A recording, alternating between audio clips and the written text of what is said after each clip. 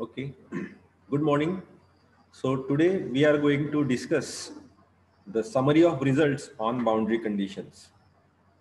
So far we have completed this particular topic on boundary conditions, and we found that whenever there is a boundary between two medium, for example, this is a boundary, and below this boundary there is one medium, and suppose above this boundary there is second medium. The first medium can be conductor, dielectric, or free space. Second medium can be conductor, dielectric, or free space. So we are interested to find out what exactly happens at the boundary points whenever the electric field, uh, enters from first medium to second medium. So what happens at the boundary when medium enters from first medium into the second medium? Okay, so we are interested to find out the changes in the electric field. Changes in the electric field means what? We want to find out what happens with the E bar and D bar, because E bar and D bar are the electric field parameters, isn't it?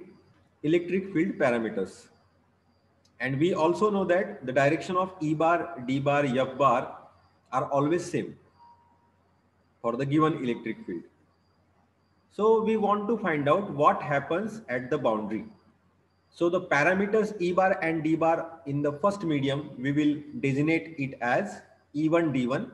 The parameters below the boundary in the second medium, we will denote it by E2, D2. In the previous lecture, we also discussed that the E1 and D1 in the first medium as well as E2 and D2 in the second medium can be split into two parts, tangential part and normal part. So tangential component and normal component we will get. So tangential and normal to what? Tangential to boundary, normal also to the boundary. So normal component to the boundary will be like this, or maybe below like this. And tangential component of E1, D1, E2, D2 will be tangential to the boundary. Okay, tangential to the boundary. So this can be the direction of tangential component of E1, D1, E2, D2, or this can be the reverse direction, can also be the tangential direction for E1, D1, E2, D2. So this we discussed in the previous lectures, and we covered the three boundary conditions which there in the syllabus: dielectric boundary condition, conductor dielectric boundary condition, and conductor free space boundary condition. If you want to go through the diagrams of these, let me show you again. So this is the famous diagram which is applicable to all the three boundary conditions. What you have to do, you have to draw these two diagrams and apply two formulae. Apply two formulae. Which are those two formulae? The first formula is for work done for a closed path. That means integration E bar dot dl bar is equal to 0. And second formula which you need will be Gauss law. That means integration of d bar dot ds bar is equal to q. So these two formula are sufficient to find out the boundary conditions. But for that, you require to draw such diagrams. For example, in this case, the first medium is dielectric, second medium is conductor. And at the boundary, we have assumed that E bar is like this. At the boundary, we assume that E bar is like this. So this is we assumed. And this E bar, as said earlier, we can split into two parts: tangential part, tangential to the boundary, and normal to the boundary. That means normal component of E bar. So we will denote it by ET, EN. Okay, EN. Are you getting this? If it is a E1, if it is a E1 bar, then we can treat it as ET1, EN1. Are you getting this point? And this particular part is nothing but closed path, which we require. Closed path, A to B, direction is like this, B to C, C to D, and D to again A. Closed path. So work done for a closed path will be 0. So that's why we will use integration E bar dot DL bar is equal to 0 for this closed path A, B, C, D, A. And if we apply this formula to this closed path, at the end, we will get which components? We will get tangential component of E bar. Tangential component of E bar. That means we will get ET1 as well as ET2. From this ET1 and ET2, we can find out DT1 and DT2. That means tangential component of D bar, electric flux density. Using which formula? Using very famous formula, that is D bar is equal to epsilon into E bar. Using that formula, we can very easily find out, yes, DT1 and DT2 with the help of ET1 and ET2.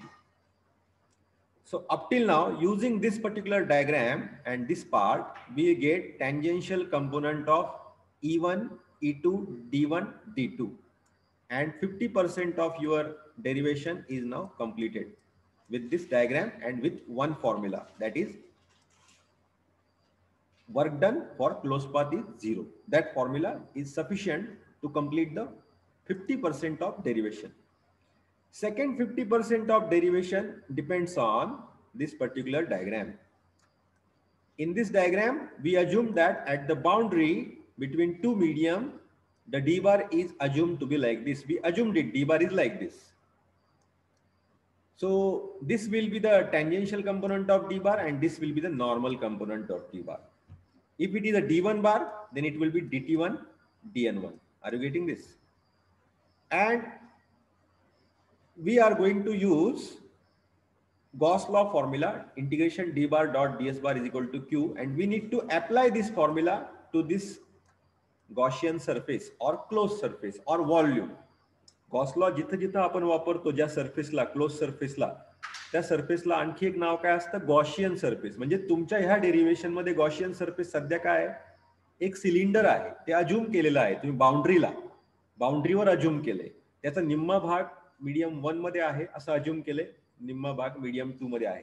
आणि अजून काय assumption केलंय आपण अजून असं assumption केलंय, the surface area of that cylinder is delta S and height is delta H.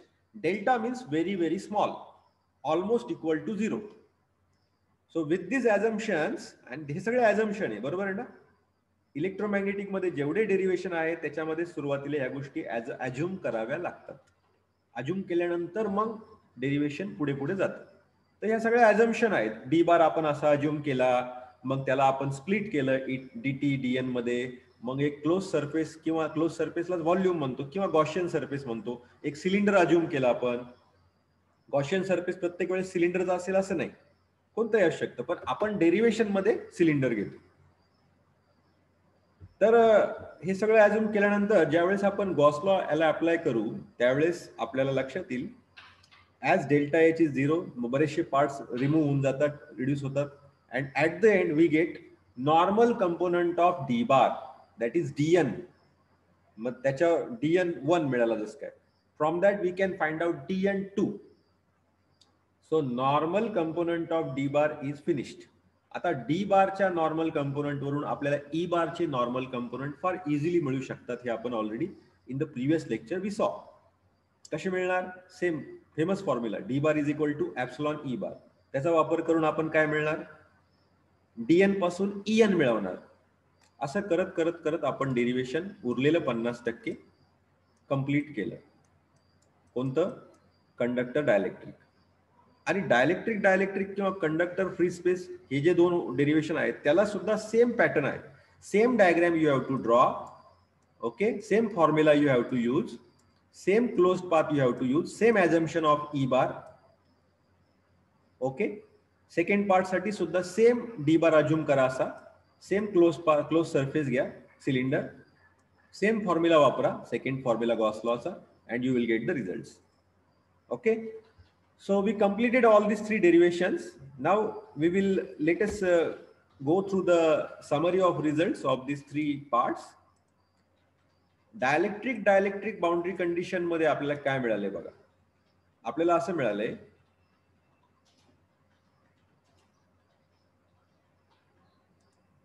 E1T is equal to E2T. चला आपण असंही म्हणू शकतो आपल्या याच्यामध्ये, ठीक आहे, E1T bar is equal to E2T bar. E2T bar. Is it okay? त्याच्यावरून आपल्याला काय मिळालं? ई बारच्या टँजेन्शियल कंपोनंट वरून डी बारचे टँजेन्शियल कंपोनंट आपल्याला हे मिळाले. त्याच्यामुळे हा फॉर्म्युला आपला तयार झाला. Are you getting this? नंतर आपल्याला हा झाला 50% डेरिव्हेशनचा पार्ट. पुढचा 50% मध्ये आपण ह्या गोष्टी मिळवल्या. ओके, गॉस लॉ वापरून we obtained D1n is equal to D2n. That means what? Normal component of electric flux density in first medium is exactly equal to normal component of electric flux density in the second medium. याचा असा आणखी एक अर्थ काय होतो? The normal component of D bar is continuous at the boundary. म्हणजे boundary जी आहे, अशी बाउंड्री जी आहे, नॉर्मल कंपोनंट D bar जर असा आला तर आणि तो सेकंड मीडियम मध्ये जर एंट्री मारली तर तो चेंज होत नाही. नॉर्मल कंपोनंट D बारचा बाउंड्री जरी एखादी वेगळी आली, दुसऱ्या मीडियम मध्ये जरी एंट्री करायची असली फील्डला, तरी नॉर्मल कंपोनंट बदल होत नाही. नॉर्मल कंपोनंट मध्ये व्हॅल्यू मध्ये, मॅग्निट्यूड मध्ये, डायरेक्शन मध्ये बदल होत नाही, सेम जातो. असा इकडून ज्या मीडियम पहिल्या मीडियम मध्ये जो आहे नॉर्मल कंपोनंट, तो सेकंड मीडियम मध्ये असेल. That means normal component of D bar is continuous at the boundary. आता त्याच्यावरून आपण हा फॉर्म्युला मिळवला. मग डी बारच्या नॉर्मल वरून ई बारचे नॉर्मल मिळवले. कोणता फॉर्म्युला वापरला आपण? D bar is equal to S epsilon into E bar. असा इतका सोपा फॉर्म्युला आपण वापरला. म्हणजे आता डी बार जर आहे तर मग एप्सिलॉनने मल्टिप्लाय केलं तर आपल्याला ई बार मिळतो. किंवा डी बार वरून ई बार मिळवायचा असेल तर हा एप्सिलॉन इकडच्या बाजूला न्या आणि तुम्हाला ई बार मिळून जाईल. ओके. आणि आपल्याला आणखी एक रिझल्ट असा मिळाला होता की θ1 and θ2. What exactly θ1 is? What is θ1 and what is θ2? θ1 and θ2 किंवा θ1 थोड्या वेळ घ्या. θ1 is the angle made by E bar and D bar with the normal. म्हणजे बाउंड्री जी आहे तुमची, बाउंड्रीला जर असा नॉर्मल ड्रॉ केला आपण, नॉर्मल म्हणजे परपेंडिक्युलर असा, ठीक आहे, परपेंडिक्युलर असेल तर θ1 काय असेल? θ1 काय असेल? ई बार आणि डी बारने नॉर्मलशी केलेला अँगल. तुम्ही लक्षात घ्या, दोन अँगल येतील, एक नॉर्मल बरोबर केलेला अँगल आणि एक बाउंड्री बरोबर केलेला अँगल. तर θ1 काय आहे? θ1 काय आहे? नॉर्मल बरोबर केलेला अँगल, नॉर्मल बरोबर. आणि दुसरा अँगल जो असेल तो उरलेला बाउंड्री बरोबरचा, त्याला आपण α1 म्हणू शकतो आपल्या भाषेत, काय प्रॉब्लेम नाही. And what is θ2? θ2 is the angle made by E2 D2 with the normal to the boundary. ठीक आहे. मग आता तुम्हाला बऱ्याच वेळा एक्झाम मध्ये काय विचारतात, E1T देतील तर E2T शोधा, किंवा θ1 देतील, ε1 देतील, ε2 देतील, and you need to find out θ2, angle made by the E2 or D2 with the normal. किंवा θ2 वरून तुम्हाला असे विचारतील की α2 शोधा. म्हणजे नॉर्मल बरोबरचा अँगल नको आम्हाला, बाउंड्री बरोबरचा अँगल सांगा. म्हणजे फॉर एक्झाम्पल तुम्हाला मी इथं दाखवून देतो. फॉर एक्झाम्पल अशी बाउंड्री आहे and suppose this is the normal, perpendicular आपण असा एक ड्रॉ केला, आणि सपोज तुमचा ई बार असा आहे, ई बार और डी बार असा वेक्टर आहे, कारण ई बार आणि डी बारचे डायरेक्शन नेहमी सेमच असतात. Okay, you understood this? मग आता θ1 काय असेल याच्या ह्या केसमध्ये? θ1 is this angle, θ1 is the angle made by E bar और D bar with the E1 और D1 विथ द नॉर्मल, म्हणजे परपेंडिक्युलर वर केलेला अँगल. आणि मग α1 काय असेल? α1 is the angle made by E1 D1 with the boundary. ही बाउंड्री आहे ना तुमची, ही काय आहे तुमची? ही बाउंड्री ना. So this will be the α1. ठीक आहे. हे दोन अँगल मध्ये कन्फ्युजन करू नका. तुम्हाला कधी कधी θ1 विचारतील किंवा α1 विचारतील. θ1 is the angle made by E1 D1 with the normal, α1 is the angle made by E1 D1 with the boundary. Similarly suppose तुमच्याकडे असा E2 असा आहे, E2 किंवा D2 असा आहे. E2 आणि D2 ची डायरेक्शन सेमच असते, तुम्हाला माहिती आहे, मी बऱ्याच वेळा सांगतोय. सपोज E2 किंवा D2 ची वेक्टर असा आहे. मग आता आपण बघायचं θ2 काय असेल. θ2 is the angle made by E2 D2 with the normal. हा नॉर्मल आहे ना तुमचा, हा परपेंडिक्युलर हा आहे ना, मग हा θ2 झाला. And what is alpha 2 then? Alpha 2 is this angle. This is the angle made by E2 D2 with this boundary. So hope you understood this, what exactly θ1, θ2, etc. Now we will discuss the results of conductor dielectric boundary. Conductor आणि dielectric boundary condition मध्ये आपल्याला असे results मिळाले. काय मिळाले? मग dt1 is equal to dt2 असं मिळालं होतं. मग त्याच्यावरून आपल्याला काय मिळालं? Sorry, dt is equal to 0 असं आपल्याला मिळालं. कारण तुम्ही तुमच्या लक्षात येईल, कंडक्टर जे पहिलं मीडियम आहे, त्या पहिल्या मीडियम मध्ये कंडक्टर मध्ये नेहमी इलेक्ट्रिक चार्ज नसतो कंडक्टरच्या आतमध्ये. म्हणजे करंट जरी फ्लो होतो एखाद्या कंडक्टर मधून, तर तो आउटर सरफेस वरून चार्जेस मूव्ह होतात, आतमधून नाही. कंडक्टरच्या आतमध्ये काहीच नसतं, चार्ज नसतो. चार्ज नाही याचा अर्थ काय? रो व्ही 0 असतो, रो एस 0 असतो, त्याच्या आतमध्ये ई बार सुद्धा 0 असतो. आता ई बार जर 0 असेल कंडक्टरच्या आतमध्ये, तर डी बार सुद्धा 0 आला. Very simple. सो कंडक्टर पहिलं मीडियम कमी झालं इथून.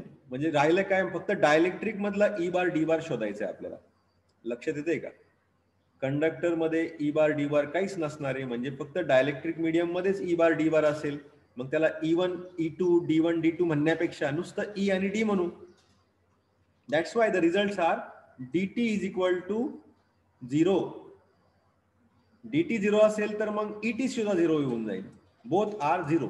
म्हणजे tangential component of E bar and D bar is completely 0, किंवा असे म्हणता येईल absent. Tangential component of E bar D bar is absent at the boundary between conductor and dielectric. एवढं सोपं लक्षात ठेवा. आणि dn चा रिझल्ट काय आला होता? dn is equal to rho S असं आलं होतं, बरोबर ना? त्याच्यावरून dn वरून en मिळणार आपल्याला, en, बरोबर आहे ना? dn is equal to epsilon. dn चा फॉर्म्युला आपण काय लिहू शकतो? dn is equal to epsilon into en असा फॉर्म्युला आपण तयार करू शकतो की नाही? आता एप्सिलॉन, हा एप्सिलॉन म्हणजे काय? This epsilon is equal to epsilon 0 into epsilon R. हे तर तुम्हाला माहितीच आहे, तेच लिहिले, बाकी काहीच नाही याच्यामध्ये, वेगळं काहीच नाही. ही झालं तुमची कंडक्टर डायलेक्ट्रिक बाउंड्री कंडिशनचे रिझल्ट्स. आता डायलेक्ट्रिकच्या इथं थर्ड आणि सेकंड मध्ये डिफरन्स काय बघा. काय डिफरन्स आहे? First medium is same, second medium here is dielectric and here is free space. आता फ्री स्पेस सुद्धा एक डायलेक्ट्रिक मीडियमच असतो. फक्त बदल काय? त्याच्यामध्ये एप्सिलॉन आर जो असतो, समजा असा फॉर्म्युला आहे बघा, epsilon is equal to epsilon 0 into epsilon R. हे लक्षात ठेवा सगळ्यांनी. हा एक फेमस फॉर्म्युला आहे आणि खूप कॉमनली आपल्याला लागतो बऱ्याच ठिकाणी. So epsilon is what? Permittivity of the given medium. मग ते मीडियम कोणतंही असो, परमिटिव्हिटी ऑफ द मीडियम. मग एप्सिलॉन 0 काय झाला? Permittivity of the free space. आणि एप्सिलॉन आर काय झाला?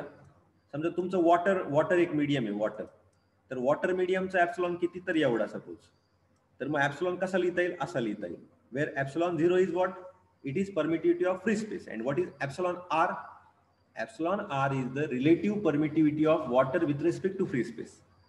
किंवा आपण आपल्या भाषेत म्हणता येईल, epsilon R is the relative permittivity which is nothing but permittivity of the given medium with respect to free space. आता मला सांगा, इथं तुमचा फ्री स्पेस आहे, सेकंड मीडियम. फ्री स्पेसच्या बाबतीत हा एप्सिलॉन आर किती होतो? 1 होऊन जातो. 1 जर झाला तर मग काय शिल्लक राहिलं? Epsilon is equal to epsilon 0. म्हणजे जिथं जिथं एप्सिलॉन असेल तिथे तुम्ही काय प्लेस करायचं? एप्सिलॉन 0. बस एवढंच फक्त आपल्याला लक्षात ठेवायचं. फ्री स्पेसच्या बाबतीत एप्सिलॉन आर 1 असतो, म्हणजे epsilon is equal to epsilon 0 होऊन जातो.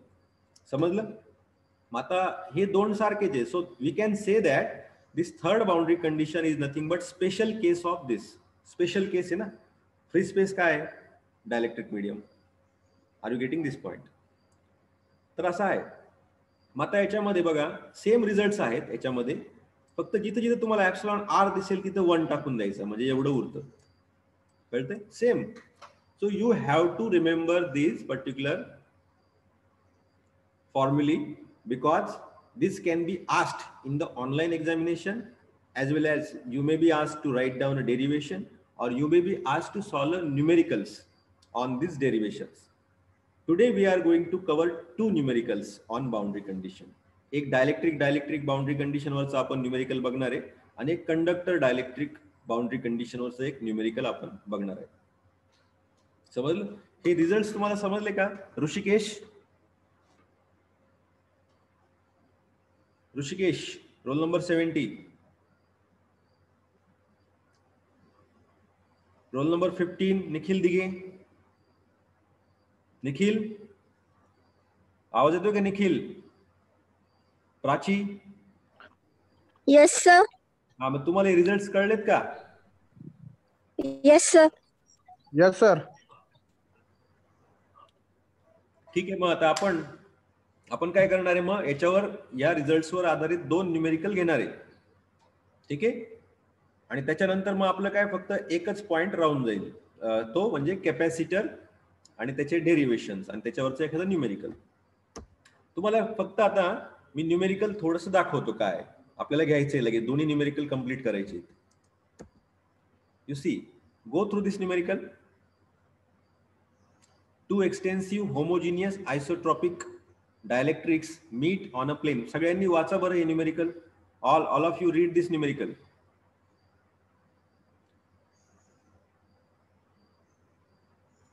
Two extensive homogeneous isotropic dielectrics meet on a plane z equal to 0. आता याच्यामध्ये मला सांगा, प्राची तुझा ऑडिओ चालू ठेव. प्राची देशमुख आहे का? Roll number 11 Prachi Deshmukh. Yes sir. मला सांग, या पहिलं जे सेंटेन्स तुला दिसतंय का? पहिलं सेंटेन्स ऑडिओ चालूच राहू दे. हे सेंटेन्स आहे पहिलं बघा.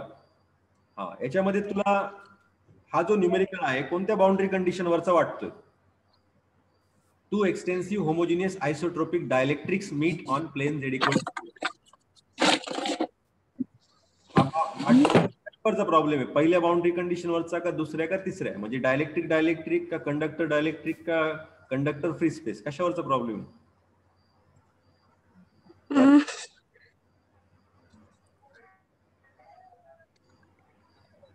सांगा पटकन, येतंय का? अरे या प्रॉब्लेमचं पहिलं सेंटेन्स वाच, फक्त पहिलं sentence. Two extensive homogeneous isotropic dielectrics meet on plane z equal to 0. म्हणजे कोणती बाउंड्री कंडिशन असेल? Dielectric. Very good. Very good. असं मग एवढं आपण बारकाईने जर वाचलं ना लगेच प्रॉब्लेम समजतो. आणि बाउंड्री कंडिशन, बाउंड्री कुठं आहे रे या प्रॉब्लेम मध्ये? z इक्वल टू 0 ला ना? आता मला सांगा, सपोज हे बघा, तुमचा हा एक्स ऍक्सिस आहे बरोबर. हा एक्स ऍक्सिस आहे असा, positive x axis, negative x axis. मग असं असू शकतं ना, या एक्स ऍक्सिसच्या वर पहिली बाउंड्री, पहिलं मीडियम, आणि एक्स ऍक्सिसच्या खाली दुसरं मीडियम, असं असू शकतं का स्नेहल? हा, मग आता इथे बाउंड्री कुठे आहे बघा बरं प्रॉब्लेम मध्ये. पहिलं सेंटेन्स बघा, z इक्वल टू 0 म्हणजे काय? Z axis suppose Z axis असा आहे, झेड ऍक्सिसच्या इकडं वेगळी मीडियम आहे, झेड ऍक्सिसच्या तिकडं वेगळं मीडियम आहे, बरोबर आहे का स्नेहल? हा, मग आता ते आहे असं. आणि मग आपल्याला देताना काय दिलंय बघा, सेकंड सेंटेन्स वाचा. For Z greater than 0. For Z greater than 0 म्हणजे झेड 0 पेक्षा जास्त असेल तर किती आहे? 4 एप्सिलॉन r1. म्हणजे पहिल्या मीडियमचं एप्सिलॉन r किती आहे? 4. आणि झेड लेस दॅन 0 जर असेल तर एप्सिलॉन r किती दिलाय? एप्सिलॉन r2 किती दिलाय?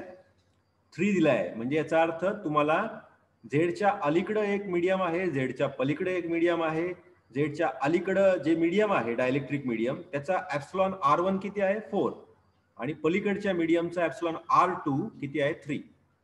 आणि तुमचं थर्ड सेंटेन्स काय दिलंय बघा, a uniform electric field E1 bar is equal to 5AX cap minus 2AY cap plus 3AZ cap kilo volt per metre. E बारचं युनिट नेहमी लक्षात ठेवा, वोल्ट पर मीटर असतं. Exist for Z greater than 0. Z greater than 0 ला E1 तुम्हाला दिलेला आहे. E1 पूर्ण दिलाय तुम्हाला, E1 बार पहिल्या मीडियम मधला. आणि तुम्हाला काय विचारलंय, सेकंड मीडियम मधला E2 बार शोधा. नंतर काय विचारलंय, angles of E1 bar E2 bar with the interface. Interface म्हणजे काय रे, नॉर्मल का बाउंड्री? स्नेहल, इंटरफेसचा अर्थ काय होईल, नॉर्मल होईल का बाउंड्री होईल? नॉर्मल. नॉर्मल नाही, बाउंड्री, बाउंड्री होणार. Interface between two medium, interface between two medium म्हणजे काय, बाउंड्री बिटवीन टू मीडियम. बरोबर आहे ना? Is it correct? कळतंय का? तुम्हाला अँगल तुम्हाला विचारलेत आणि नंतर एनर्जी डेन्सिटी विचारल्यात. ठीक आहे. आता असं करा सगळ्यांनी, एक आता टाइम 40 मिनिटाचं ते शेड्यूल आहे, ते संपतंय. परत एकदा मी लगेच जॉईन करायला सांगतो तुम्हाला, लगेच जॉईन करायचं. आपल्याला हे 2 प्रॉब्लेम लगेच घ्यायचे आहेत. ठीक आहे. मी आता जस्ट स्टॉप करतो आणि तुम्ही परत लगेच त्याच पासवर्ड, त्याच लॉग इन डिटेल्सवर परत एकदा जॉईन करा. ठीक आहे. मी आता बंद करतोय, कारण आता मध्येच बंद होईल.